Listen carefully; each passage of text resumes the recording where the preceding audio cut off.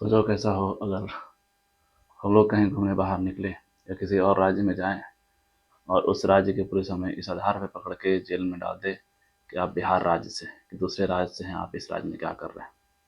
या आप कोई भी यूट्यूब चैनल बनाएं और कुछ भी बोलना चाहें किसी भी योजना के खिलाफ या सरकार के खिलाफ, और आपको इसी के आधार पर कि आपने कैसे सरकार के खिलाफ बोला, इस आपको जेल के अंदर डाल दिया जाए। या फिर आपको इस आधार पे केवल फांसी का सज़ा सुना दिया जाए कि आप गरीब हैं या आप गांव से बिलोंग करते हैं, कि आप गांव के लोग हैं, ये गांव का है और ये शहर का है, तो किसको सज़ा मिलेगा? गांव वाले को सज़ा मिल जाए।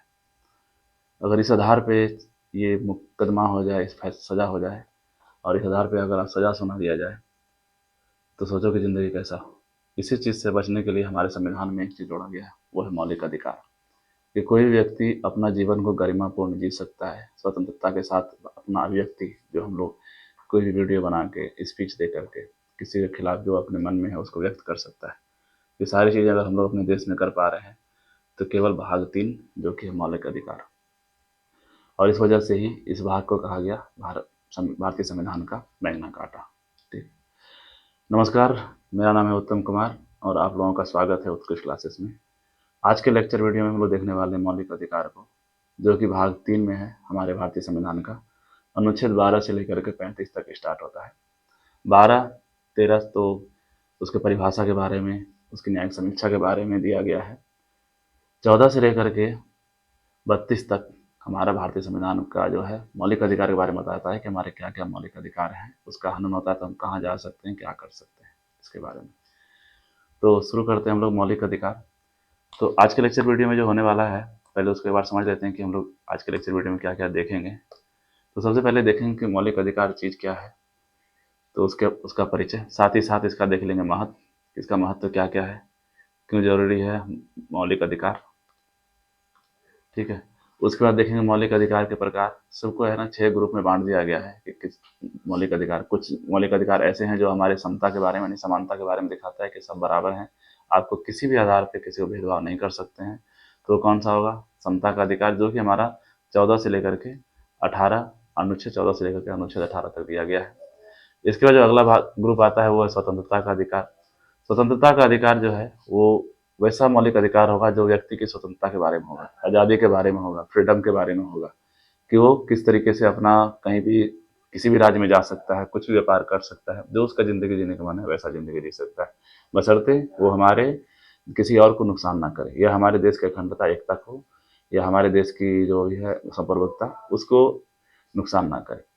अगला जो ग्रुप आता है वो शोषण के विरुद्ध, कि हमारे देश में पता है कि बहुत सारा शोषण हो रहा है, मौलिक अधिकार होने के बावजूद केवल संविधान में होने से नहीं होता है ना, उसको फॉलो करना होता है। एक तो पहले हम लोग को जानकारी होना चाहिए कि हमारे संविधान में ही मौलिक अधिकार इतना सारा लिखा गया है और ये हम लोग के लिए ही है। तो बहुत सारे लोगों को तो संविधान का मौलिक अधिकार ही नहीं पता है, तो वो खिलाफ कैसे हम लोग सुप्रीम कोर्ट, हाई कोर्ट या थाने में जाके रिपोर्ट भी करें, तो पहले पता हो। उसके बाद अगला ग्रुप आता है हमारा धर्म की स्वतंत्रता। ऐसा तो है नहीं कि हमारे देश में केवल एक ही धर्म है या हर एक धर्म के लोग बराबर हैं। कुछ लोगों के धर्म के लोग जो हैं बहुत ज़्यादा हैं, जो हावी हो जाते हैं, कुछ धर्म के लोग हैं बहुत न्यूनतम संख्या में हैं, तो क्या हो जाते हैं, वो दब के रह जाते हैं। तो सबको क्या दिया गया? स्वतंत्रता दिया गया कि सब अपना अपना धर्म का प्रचार कर सकता है, कोई किसी के ऊपर दबाव नहीं बना सकता। अगला जो हमारा कैटेगरी आता है वो सांस्कृतिक और शैक्षिक अधिकार। संस्कृति और धर्म जो है वो बिल्कुल अलग चीज़ है। धर्म है जैसे हम लोग हिंदू धर्म, मुस्लिम धर्म फॉलो करते हैं। संस्कृति है कि जैसे हम लोग क्या पहनते हैं, क्या खाते हैं, किस तरीके से बात करते हैं, है ना, क्या हमारा दैनिक दिनचर्या क्या है, वो हमारे संस्कृति के तौर पे आता है। धर्म हम लोग को तभी याद आता है जैसे कोई बड़ा त्यौहार हो, जैसे दशहरा, दिवाली है, तब हम लोग धार्मिक होते हैं। अन्यथा हम लोग क्या कर रहे हैं? केवल संस्कृति को फॉलो करते जा रहे हैं, जो हम लोग शुरू से हमारे पूर्वज लोग देख रहे हैं। जैसे हम लोग पिछला जनरेशन जो फॉलो कर रहा था, जो कपड़े पहन रहा था, हम उसको फॉलो करते हैं। जो खाना अच्छा लगता है कुछ, उसको फॉलो करते हैं। संस्कृति अलग चीज़ होता है, धर्म अलग चीज़ होता है। तो छठा में जो बताया गया, अगला ग्रुप बताया गया, उसमें सांस्कृतिक और शैक्षिक अधिकार, की आप अपने संस्कृति को बढ़ावा दे सकते हैं, प्रचार प्रसार के लिए विद्यालय, कोचिंग सब स्थापना कर सकते हैं, आश्रम बना सकते हैं शिक्षा के लिए भी। उसके बाद अगला जो ग्रुप आता है वो संवैधानिक उपचार, कि हमको कुछ कुछ ऐसा ऐसा नहीं है कि केवल संविधान में ये बातें लिख दी गई कि आपको ये अधिकार दिया गया है।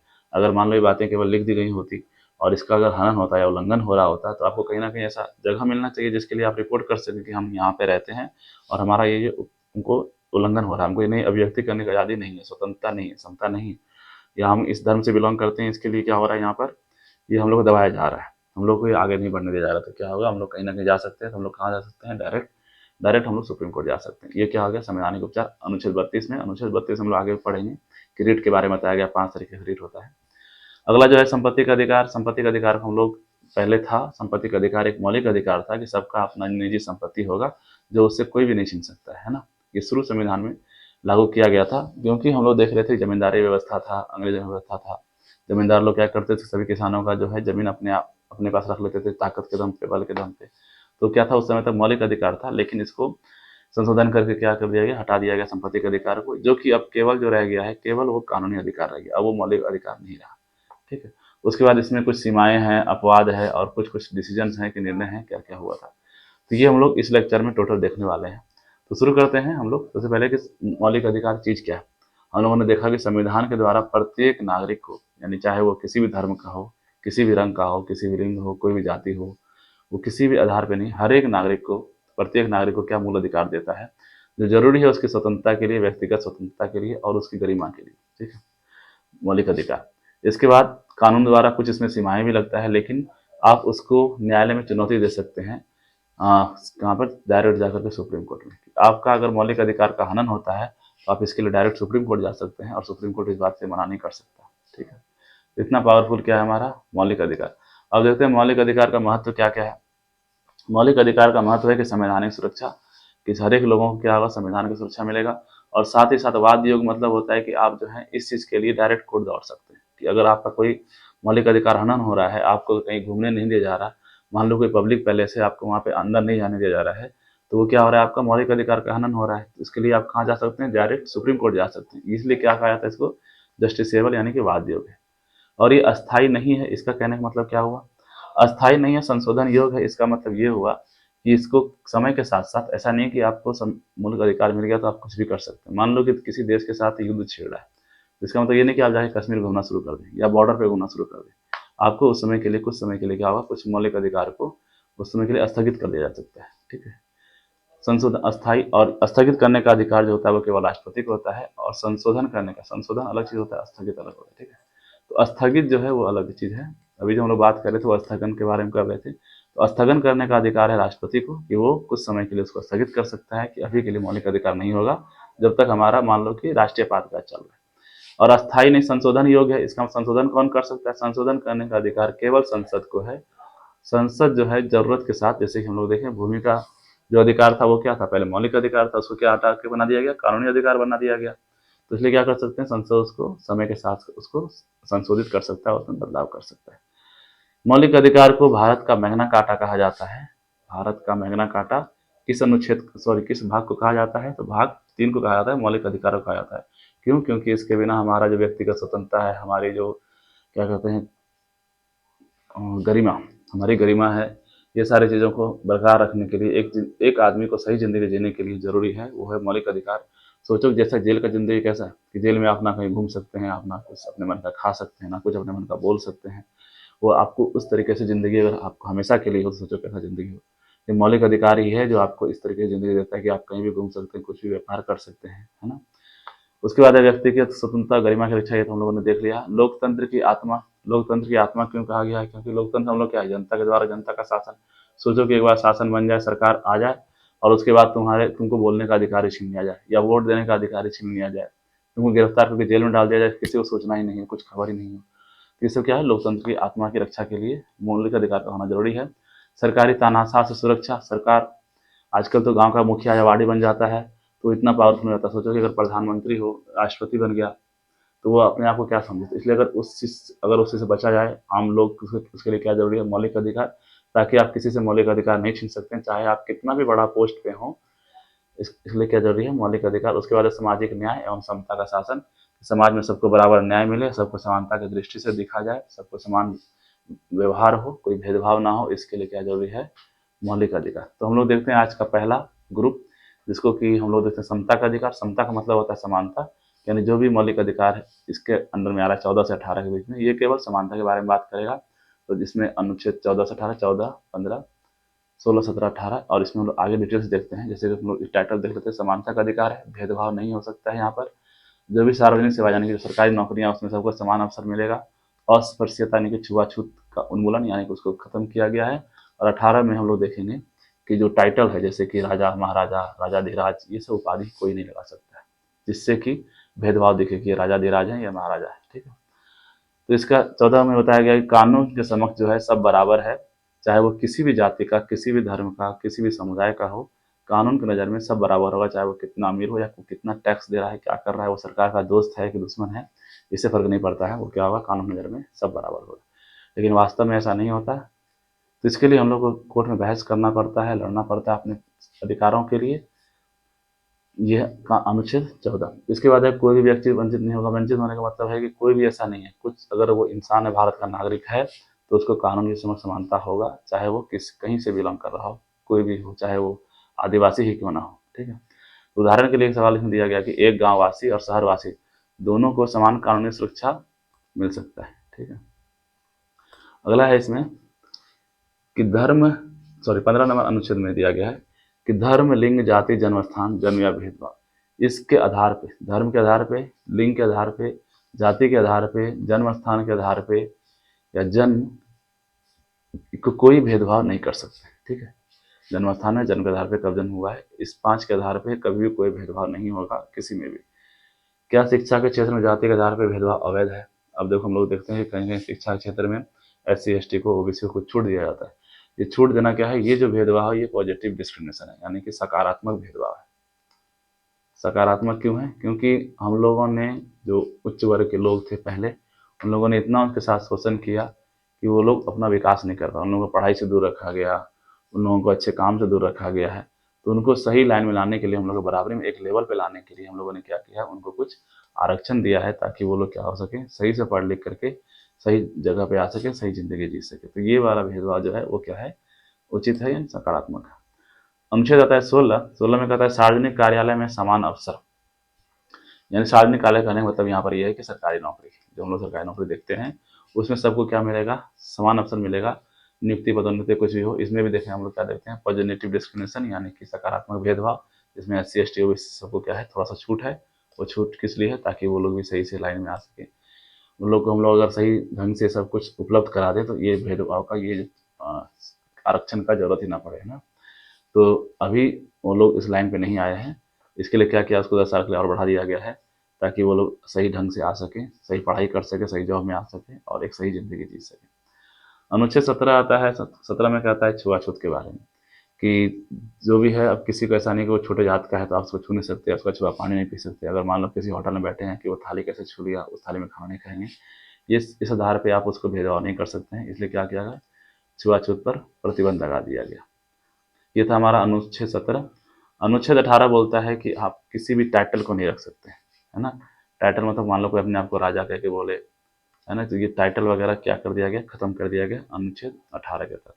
तो ये था हमारा समता का अधिकार का, है ना। समता का अधिकार हम लोग समझ लिए क्या क्या। समानता का अधिकार बताता है कि आप कानून की नज़र में सब बराबर है, भेदभाव निषेध, आप किसी को किसी के आधार पर, लिंग के आधार पर, जाति के आधार पर, जन्म स्थान के आधार पर भेदभाव नहीं कर सकते। नौकरी सबको बराबर, सबको बराबर का हक है। अस्पृश्यता मतलब होता है कि छुआछूत से आप उन्मूलन, उन्मूलन इसका मतलब है छुआछूत आप किसी के साथ नहीं कर सकते, चाहे वो किसी भी धर्म का हो, काला हो, गोरा हो, कुछ भी हो। और 18 नंबर अनुच्छेद था कि आप टाइटल नहीं लगा सकते कि आप राजाधिराज हैं, महाराजा हैं। ये था हमारा समता का अधिकार। इसके बाद जो अगला ग्रुप आता है वो है हमारा स्वतंत्रता का अधिकार। स्वतंत्रता का अधिकार जो है वो 19 से लेकर के 22 तक है, जिसमें 19 जो है वो इम्पोर्टेंट है, क्योंकि इसमें अभिव्यक्ति, आंदोलन, सभाएं, संगठन, कहीं भी घूमने का, व्यवसाय करने का, कहीं रहने का, ये पूरा अधिकार कहाँ दिया गया है, 19 में। अभिव्यक्ति, तो 19 में क्या दिया गया है, अभिव्यक्ति, आंदोलन। दूसरा दिया गया 20 में संरक्षण, ये भी इंपॉर्टेंट है, क्योंकि मान लो कहीं गिरफ्तार होता है तो उसके बारे में आपको क्या क्या मौलिक अधिकार मिलता है। जीवन एवं व्यक्तिगत स्वतंत्रता, गिरफ्तारी, न्यायिक हिरासत, सुरक्षा, ये सब के मामले में मौलिक अधिकार, स्वतंत्रता अधिकार। जैसे कि हम लोग सबसे पहले देखते हैं अनुच्छेद 19। अनुच्छेद 19 में 6 बातें कहा गया है। सबसे पहले कि अभिव्यक्ति, विचार की स्वतंत्रता, कि हर एक नागरिक को ये अधिकार है कि वो अपना विचार व्यक्त कर सकता है, अभिव्यक्त कर सकता है। वो जो भी चाहे, मीडिया के थ्रू, यूट्यूब के थ्रू, चाहे वो सरकार, प्रधानमंत्री हो, मुख्यमंत्री हो, कुछ भी हो, उसकी जो भी आलोचनाएं करना या उसको जो उसकी योजनाएं पसंद नहीं आती उसके बारे में वो अपना विचार व्यक्त कर सकता है। इस चीज़ से आप उसको प्रतिबंधित नहीं कर सकते या मना नहीं कर सकते। ये किस में दिया गया है, 19 का 1 में, कि आप कोई भी भाषण कुछ भी दे सकते हैं, लेकिन ये भाषण वैसा हो, ऐसा नहीं कि आप भारत के खिलाफ ही भाषण दे रहे हैं कि हम बिहार अलग बनाएंगे, बिहार को अलग देश बनाएंगे, इस तरीके के भाषण नहीं। जो भारत की एकता अखंडता को ठेस ना पहुंचाए वैसा व्यक्ति आप कर सकते हैं। ऐसा नहीं कि आप कुछ भी बोलना शुरू कर दें। उसके बाद आप शांतिपूर्ण ढंग से सभा कर सकते हैं जिसमें सरकारी संपत्ति का नुकसान ना हो, उसको ध्यान रख करके। उसके साथ आप संघ बना सकते हैं, संघ मतलब कोई पार्टी बना सकते हैं। आपको लगता है कि अगर कोई राजनीतिक दल इस लायक नहीं है जो बिहार में शासन करे, तो आप खुद का एक पार्टी बना करके चुनाव जीत सकते हैं, चुनाव में उम्मीदवार खड़ा कर सकते हैं, अपना खुद का संघ बना सकते हैं। आंदोलन, आपको अगर लगता है कोई कानून ऐसा गलत आ गया तो उसके लिए आप आंदोलन कर सकते हैं, जैसे किसान बिल के बारे में हम लोगों ने देखा था। आवागमन का स्वतंत्रता, इसका मतलब होता है कि आप कहीं भी पूरे भारत में कहीं भी आ जा सकते हैं, इसके लिए आपको पूरा छूट है। साथ ही साथ आप क्या कर सकते हैं, व्यवसाय कर सकते हैं। आपको जो व्यवसाय सही लगता है वो व्यवसाय कर सकते हैं। केवल इस बात का ध्यान रखें कि भारत की एकता, अखंडता और बंधुता ये सब बरकरार हो, जो भी प्रस्तावना में मेंशन किया गया। ठीक है। अगला आर्टिकल है 20 और 21। 20 में कहा गया कि जब तक दोष सिद्ध नहीं होता है उसके पहले तक आप उसको ना कोई दंड दे सकते हैं, ना उसको हथौड़ी लगा सकते हैं, ना जब तक, और उसको आप मुजरिम नहीं कह सकते जब तक उसका दोष साबित नहीं हो जाता कोर्ट में। 21 में कहा गया है जीवन एवं व्यक्तिगत स्वतंत्रता का संरक्षण। हर एक व्यक्ति का व्यक्तिगत स्वतंत्रता का संरक्षण है कि वो अपना जो है जिंदगी सही से जी सकता है, स्वतंत्रतापूर्वक जी सकता है। उस पर कोई भी, चाहे वो उस जिले का डीएम हो, डीएसपी हो, एसपी हो, उस पर दबाव नहीं बना सकता, है ना। या सुना है कि हुकूमत किसी को बिना विधि प्रक्रिया के जीवन से वंचित कर सकती है, तो बिल्कुल नहीं कर सकता है। जो भी करेंगे वो विधि प्रक्रिया के द्वारा। आपको संदेह है तो आप उसमें कोर्ट में लेके जाएंगे, कोर्ट में पेश होगा, वहाँ पर मुकदमा चलेगा। उसके बाद अगर वहाँ पे साबित होता है तो उसके द्वारा आप उसको दंड दे सकते हैं, उसके पहले नहीं। अनुच्छेद 22 जो है वो गिरफ्तारी के मामले में है कि अगर मान लो कोई आदमी किसी को गिरफ्तार करता है, किसी कोई आदमी नहीं, पुलिस, कोई पुलिस किसी को गिरफ्तार करता है तो उसकी जानकारी लेने का अधिकार है कि वो किस आधार पे उसको गिरफ्तार कर रहा है, और ये उसका सूचना किसी संबंधित को दे सकता है, अपने परिवारजन को देना अनिवार्य है। और पेशी के लिए जो है वो 24 घंटे के अंदर वो उसको कोर्ट में जज के सामने 24 घंटे के अंदर उसको पेश करना होता है, ये अनिवार्य है। और हाई कोर्ट इसमें रिट जारी कर सकता है कि किस आधार पे उसने पेश किया नहीं किया। ठीक है। उसके बाद 23 में जो है वो शोषण के विरुद्ध है। हम लोग देख रहे थे 19 से 22 तक वो स्वतंत्रता के ग्रुप में आता है। ये शोषण के विरुद्ध, कि मान लो किसी का शोषण, शोषण कैसा हो सकता है कि मानव तस्करी, यानी कि हो सकता है कि आपने किसी छोटे बच्चे को गांव से उठाया, उसको बेचना शुरू कर दिया। किसी को, जैसे हम लोगों ने भी देखा था, मुंबई वाला एक हादसा हुआ था, एक व्यक्ति लखनऊ या गोरखपुर से गया हुआ था मुंबई कमाने के लिए, और उसका क्या किया, हाथ काट दिया गया, पैर काट दिया गया, आंख से अंधा कर दिया गया, और उसको 70,000 रुपये में बेच दिया गया एक ग्रुप को, जिसका काम ये था कि केवल भिखारियों को हायर करना, खरीदना, और उसको जगह जगह पे बिठा देना, और शाम में जितने भिखारियों ने जमा किया है उसको वसूल कर लेना, अपने पास रख लेना। और इसके लिए वो उस भिखारियों को इतना कम खाना देता था और ये इंजेक्शन लगाता था ताकि वो इस तरीके से लाचार बेबस लगे और लोगों को दया की दृष्टि से उसको देखे और उसमें पैसे दे। तो इस तरीके से उसका भी हाल किया गया, आंख से अंधा कर दिया गया, उसको हाथ काट दिया गया, उंगली काट दिया गया, पैर काट दिया गया, इस तरीके से रखा गया था। बाद में जाकर के जब उसका हालत बहुत ज़्यादा गंभीर हो गया तो उसको वापस वो किसी पुलिस के माध्यम से वापस आया कहाँ, अपने घर। तो ये सब क्या था, इसके शोषण के विरुद्ध क्या दिया गया, मौलिक अधिकार दिया गया है, बशर्ते कि वो पकड़ में आए। कुछ कुछ जो गैंग है उसमें क्या पॉलिटिकल राजनेताओं का भी हाथ होता है, क्योंकि उन लोग भी अपना कमीशन बांध के रखते हैं। क्योंकि जानकारी तो सबको, ऐसा तो है नहीं कि जानकारी नहीं है, तो राजनेताओं को भी जानकारी है, पुलिस को भी जानकारी है। तो जानकारी होने के बाद क्या करते हैं वो लोग, इस चीज़ के विरुद्ध लड़ते नहीं, वो लोग क्या करते हैं, अपना कमीशन लेना शुरू करते हैं। ठीक है, तुम साल भर, महीने भर में 1.5 लाख कमाता है तो 1 लाख मेरा होगा, 50,000 तुम्हारा होगा। इस तरीके से बांट करके आपस में सब शुरू करते हैं। और ये क्या होता है, इसमें जो लोग बेचते हैं वो कौन है, आम जनता, आम पब्लिक। तो इसके विरुद्ध भी मौलिक अधिकार का लिखा गया है संविधान में, बशर्ते ये फॉलो हो और इस चीज़ के लिए लड़े। तो मानव तस्करी क्या होगा, समझ में आ गया कि आदमियों का खरीद फरोख्त जो होता है उसको कहते हैं मानव तस्करी। बाल श्रम निषेध, यानी कि जो बाल श्रम है उसको आप नहीं खड़ा सकते हैं। और इसमें ऐसा संविधान लिखा गया कि ज़्यादातर खतरनाक जगहों में, जहाँ पे ज़्यादा मशीन चल रहा हो, इस जगह पे आप बाल श्रम को नहीं कर सकते। या 14 वर्ष से जो कम आयु का, इस 24 में, अनुच्छेद 24 में लिखा गया है कि 14 वर्ष से कम आयु का जो भी बच्चा है उसको आप किसी भी तरह का श्रम नहीं करवा सकते हैं। ये किसमें दिया गया है, अनुच्छेद 14। तो अगला सवाल वही है कि 14 वर्ष से कम आयु बाल श्रम किस अनुच्छेद में निषेध है, तो किस अनुच्छेद में निषेध है, अनुच्छेद 24। अगला जो आता है हमारा ग्रुप वो है धर्म की स्वतंत्रता। धर्म की स्वतंत्रता इसलिए अनिवार्य था क्योंकि हमारे देश में तरह तरह के धर्म के लोग रहते हैं, भांति भांति के। तो और सब धर्म के लोग की संख्या बराबर नहीं है। तो सपोज करो कि किसी एक ग्रुप में कहीं एक जगह है जहाँ पे एक धर्म का लोग बहुत ज़्यादा है और कुछ धर्म के हैं जो बहुत छोटे-छोटे ग्रुप में हैं, 10-10 मान लो कि घर ही है। वो क्या होगा, वहाँ पे बाकी धर्म के लोग उस पे वर्चस्व बनाना चाहेंगे। इसके लिए क्या किया, मौलिक अधिकार में उसके स्वतंत्रता के बारे में मेंशन किया गया कि कोई भी धर्म है जो अपना अनुयायी होने का स्वतंत्रता है, कि वो किसी भी धर्म को मान सकता है, किसी धर्म को फॉलो कर सकता है। और इस चीज़ के लिए चाहे वो कोई भी धर्म का हो, कोई भी सरकारी अफसर हो, कुछ भी हो, वो उस पर दबाव नहीं बना सकता। वो उसका मन है कि वो किस धर्म को बनाएगा। और ये किस में बताया गया है, अनुच्छेद 25 में। अनुच्छेद 26 में बताया गया है कि वो धार्मिक प्रबंध का संचालन का अधिकार, वो अपने धर्म का प्रबंध कर सकता है। उसको अगर मेला करना है, आयोजन करना है, कुछ पर्व त्योहार मनाना है, तो वो उसका संचालन का अधिकार है, वो कर सकता है, बशर्ते वो क्या करे, परमिशन ले ले। परमिशन लिख करके कि हाँ हम लोग यहाँ पे करने वाले हैं, एक सूचना के तौर पे दे दे कि हाँ हम लोग यहाँ ऐसा ऐसा होने वाला है। अगर सरकार को लगता है कुछ आशंका है गलत होने का, तो वो उस पर प्रबंध करे उस चीज़ का, कैसे वो सही से हो, लेकिन उसको संचालन करने का पूरा अधिकार है उस धार्मिक व्यक्ति को। और उसमें जो भी धर्म में जो काम वाम होगा, उसमें क्या है, कर से मुक्त रखा गया है। किसको, धर्म के कार्य को, कि धर्म के मामले में जो भी कार्य होगा उसको क्या किया जाएगा, टैक्स से मुक्त रखा गया अनुच्छेद 27 में। तो ये आप लोगों को दिख रहा होगा, इसको आप लोग स्क्रीनशॉट लेकर के एक बार रख सकते हैं। सवाल नंबर 28 कि धार्मिक शिक्षा पर सीमाएं। कुछ कुछ चीज़ें हैं, जैसे मान लो कि अगर किसी राज्य का मंत्री ऐसा हो जाए कि वो हिंदू धर्म का हो और वो राज्य का पैसा को खर्च किस पे करना शुरू कर दे, हिंदू धर्म के प्रचार के लिए, हिंदू धर्म के मंदिर बनाने के लिए, तो इसमें क्या हो जाएगा कि जो कर आ रहा है, जो टैक्स आ रहा है, वो क्या हो रहा है, हर एक धर्म के लोगों से आ रहा है। और वो पैसा कहाँ जा रहा है, किसी एक धर्म के लिए। तो इस चीज़ के लिए अनुच्छेद 28 कहता है कि किसी भी एक धर्म को या किसी भी धर्म को जो राज्य है वो सपोर्ट नहीं कर सकता, या वो सरकारी खर्चे पे उसको बढ़ा नहीं सकते। ठीक है, धर्म का राज्य से कोई मतलब नहीं है, राज्य किसी भी एक धर्म को सपोर्ट नहीं कर सकता, इसलिए क्या कहा गया है, धर्म निरपेक्ष। अगला है हमारा सांस्कृतिक एवं शैक्षिक अधिकार, जो 29 और 30 में दिया गया है। सांस्कृतिक, हम लोगों ने पहले भी देखा है, संस्कृत अलग है कि वहाँ लोग कैसे रहते हैं, मान लो उसको अपना संस्कृति का प्रचार करना है, तो अनुच्छेद 29 के तहत वो क्या कर सकता है कि अपने संस्कृति का प्रचार करने के लिए वो कोई भी शैक्षणिक संस्थान या कुछ भी आश्रम वो डाल सकता है। जैसे हम लोग देखते हैं कि हिंदू धर्म में आश्रम का व्यवस्था है, और मुस्लिम धर्म में जो मस्जिद में पढ़ाया जाता है उसका व्यवस्था है कि हम मुस्लिम धर्म का प्रचार कर सकता है। तो ये क्या है, अनुच्छेद 29। और अनुच्छेद 30 में क्या है, अल्पसंख्यक। अल्पसंख्यक मतलब मान लो कोई छोटा समुदाय, वो छोटे ग्रुप में लोग हैं, अनुसूचित जनजाति है, वो अपना शैक्षणिक संस्था का रक्षा कर सकता है, उसको बढ़ा सकता है, उसका प्रचार प्रसार कर सकता है, और अपना जो भी संस्कृति है, जो भी शिक्षा है, उसको बढ़ा सकता है अनुच्छेद 30 के तहत। अनुच्छेद 31 जो है वो अभी संविधान में तो है नहीं। क्या था अनुच्छेद 31? अनुच्छेद 31 था संपत्ति के अधिकार के बारे में।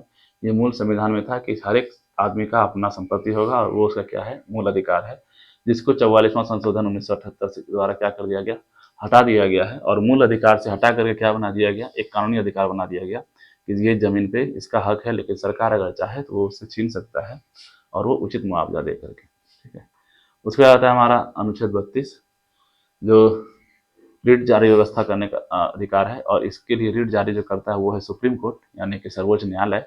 सर्वोच्च न्यायालय का अधिकार है कि मौलिक अधिकार के मामले में वो रिट जारी कर सकता है। और हम लोग मौलिक अधिकार का हनन होता है वो डायरेक्ट हम लोग कहाँ पहुँच सकते हैं, सुप्रीम कोर्ट पहुँच सकते हैं। इसमें 5 तरीके का रिट जारी होता है। एक होता है बंदी प्रत्यक्षीकरण, परमादेश, प्रतिषेध, उत्प्रेषण और अधिकार परीक्षा। बंदी प्रत्यक्षीकरण में क्या होता है कि अगर किसी को आपने गिरफ्तार किया है तो आपको उसको कोर्ट में पेश करना होगा, ये बंदी प्रत्यक्षीकरण कराता है। परमादेश, परमादेश में है कि अगर वो रिट को किसी सार्वजनिक अधिकारी या फिर जो भी प्राधिकरण है उसको ये निर्देश जारी किया जाता है कि वह जो भी काम करे वो क्या करे, कानून के आधार पर करे। इसके बाद आता है हमारा प्रतिषेध। प्रतिषेध में जो है वो रिट जारी करता है निचले न्यायालय को कि वो अपने अधिकार क्षेत्र से बाहर किसी भी मामले में वो कार्य नहीं करेगा, वो किसके अंदर काम करे, जो उसका अधिकार क्षेत्र दिया गया। इसके बाद आता है उत्प्रेषण। उत्प्रेषण में या कोई भी मान लो कि कोई भी केस चल रहा है हाई कोर्ट में, जो लोअर कोर्ट में है, उस केस को किस में ट्रांसफर कर सकता है, सुप्रीम कोर्ट अपने कोर्ट में वापस ला सकता है। इसके बाद अगला आता है अधिकार परीक्षा। अधिकार परीक्षा में कि अगर मान लो कोई भी पदासीन अधिकारी है, वो किस आधार पर किस योग पर बैठा हुआ है, किसी कुर्सी किस पद पर है, तो सार्वजनिक पद पर अगर वो आसीन है उससे पूछा जाता है कि अगर आप उस योग्य नहीं हैं तो आप इस पद पे क्यों बैठे हुए हैं। तो ये क्या होता है, अधिकार परीक्षा। तो ये 5 तरीके का रिट जो है मूलतः जारी होता है सुप्रीम कोर्ट के द्वारा। और ये किसके लिए जारी होता है, ये मूल अधिकार के रक्षा करने के लिए, रक्षा करने के लिए क्या किया जाता है, रिट जारी किया जाता है। तो इसी वजह से संविधान, सर्वोच्च न्यायालय को जो है संविधान का संरक्षक कहा जाता है। और ये हम लोग मौलिक अधिकार के हनन होने पर हम लोग डायरेक्ट कहाँ पहुँच सकते हैं, सुप्रीम कोर्ट पहुँच सकते हैं। इसके बाद 3 आर्टिकल आता है 33, 34, 35 जो कि संविधान संसद के बारे में है कि वो संविधान को जो है सशस्त्र बनाने मतलब मजबूत बनाने के लिए उस पे काम कर सकता है। जैसे 33 में कहा गया है कि अगर संसद का अधिकार है कि वो सशस्त्र बलों या अर्धसैनिक बल का या खुफिया एजेंसी, जो अगर मान लो कि खुफिया एजेंसी आर्मी विभाग है, उसको अभिव्यक्त करने की आज़ादी दे दिया जाए, तो क्या होगा, जो भी यहाँ पे प्रोग्राम किया गया है, जो भी हम लोगों ने टास्क बनाया है, जो भी सीक्रेट है, वो क्या हो जाएगा, आप सबको सामने आ जाएगा। इसलिए क्या कर सकते हैं, वहाँ पर उसको प्रतिबंधित कर सकते हैं। और ये अधिकार केवल किसके पास है, संसद के पास है, राज्य विधानमंडल के पास इस अधिकार नहीं होता है। तो 33 के तहत क्या हो गया कि जो संसद है वो ऑब्लिगेशन लगा सकता है, मना कर सकता है किसको, सशस्त्र बल को, अर्धसैनिक बल को या आर्मी को या पुलिस बल को, खुफिया एजेंसी सीबीआई वगैरह होता है, उसके मौलिक अधिकार पे कुछ समय के लिए जो सही लगे उस समय तक प्रतिबंधित कर सकता है। तो ये हमारा था 33। उसके बाद हमारा आता है 34। तो संसद देखो, ये भी अधिकार 34 वाला भी जो है ये संसद का अधिकार के बारे में बताया गया है। अगर मान लो कहीं पे कोई एरिया में मार्शल लॉ लगा है या सैनिक व्यवस्था लगा हुआ है, तो उसमें क्या कर सकता है, उसको वैधता यानी वैलिडेशन प्रदान, यानी मान लो कहीं पे सैन्य व्यवस्था लग गया, सैन्य शासन लगा हुआ है, तो वहाँ पे क्या हो सकता है, संसद वहाँ पे लोगों का अधिकार को कुछ समय के लिए प्रतिबंधित कर जा सकता है कि सैनिकों के द्वारा, और इसको वैलिड ठहराने का काम किसका होता है, संसद का काम होता है। और आज का हमारा आखिरी अनुच्छेद है अनुच्छेद 35। यह अनुच्छेद जो है, अगर मौलिक अधिकार को और पावरफुल बनाना है, शक्तिशाली बनाना है, या और रिट जारी व्यवस्था करने का सशक्त बनाना है कि सुप्रीम कोर्ट और कड़े तरीके से इसको रिट जारी करे, मौलिक अधिकार का हनन होने से बचाए, ये अधिकार भी किसके अंदर अंतर्गत आता है, संसद के अंतर्गत। संसद कुछ भी इसमें नियम बना सकता है जिससे मौलिक अधिकार जो है और प्रभावी ढंग से काम हो हमारे देश में। तो इतना कुछ सब कुछ मेंशन किया गया है हमारे संविधान में। तो ये था हमारा मौलिक अधिकार, जिसमें हम लोगों ने देखा अनुच्छेद 12 से लेकर के 35 तक, जिसमें हम लोगों ने अलग अलग ग्रुप में बांटा हुआ था, समता, स्वतंत्रता, धर्म के बारे में, शैक्षणिक बारे में, शोषण के बारे में, सबको देख लिया। तो देखते हैं हम लोग इसका अब एमसीक्यू क्या होगा। तो एमसीक्यू के साथ मिलते हैं नेक्स्ट वीडियो में, तब तक के लिए धन्यवाद।